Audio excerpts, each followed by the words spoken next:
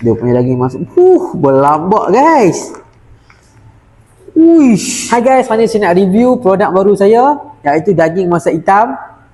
Kita bukan ada saja daging masak hitam, kita ada daging masak biryani, kita ada acar buah yang akan datang coming soon, dan yang paling best sekali, kambing kari kami buat dalam pack macam ni.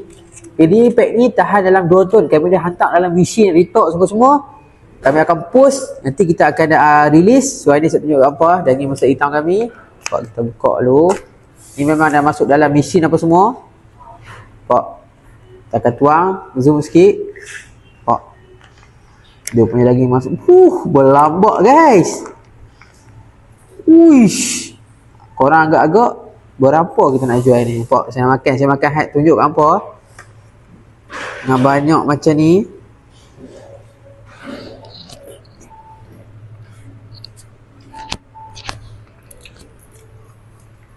Bismillahirrahmanirrahim. Memang sangat lembut kan Pak? Pecah. Sangat lembut.